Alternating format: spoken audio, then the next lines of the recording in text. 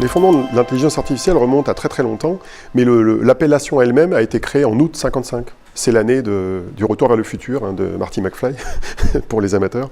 En fait, une dizaine de chercheurs, dont un certain Jim McCarthy qui bossait au MIT, ont décidé de créer une vraie discipline informatique, en fait, liée à l'informatique, pour reproduire dans des machines les attributs d'intelligence humaine. Alors 62 ans plus tard, on y est encore,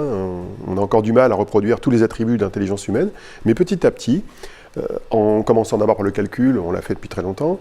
puis par la vision artificielle, puis par les jeux, notamment les jeux d'échecs ou le jeu de Go, on a petit à petit été capable de reproduire dans des machines des attributs d'intelligence humaine. Mais il y en a encore certains qu'on ne sait pas reproduire, comme le raisonnement sophistiqué, comme la subtilité de la vision humaine, que les machines ne savent pas comment reproduire encore aujourd'hui. Et le dernier domaine où l'IA fait d'énormes progrès, mais où n'a pas encore atteint vraiment la perfection par rapport à l'homme, c'est le traitement du langage. Dans ce séminaire, on va essayer de revoir d'abord l'histoire de l'IA, voir d'où elle vient, quels ont été les progrès qui ont été accomplis en 60 ans, et notamment ces 10 dernières années, essayer de comprendre pourquoi on en parle beaucoup aujourd'hui, quels sont les domaines où elle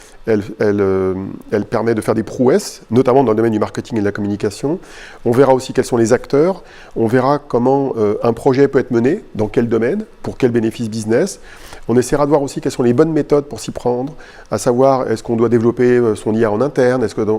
qu'on doit faire appel à une start-up, est-ce qu'on doit plutôt faire appel à une société de services, est-ce qu'il faut travailler avec IBM ou avec Microsoft ou avec Google. Finalement, quelle est la manière de s'y prendre pour réaliser des projets concrets et pas simplement faire des plans scientifiques sur la comète. Donc rendez-vous jeudi 14 et vendredi 15 décembre à Courchevel, au Crystal Festival.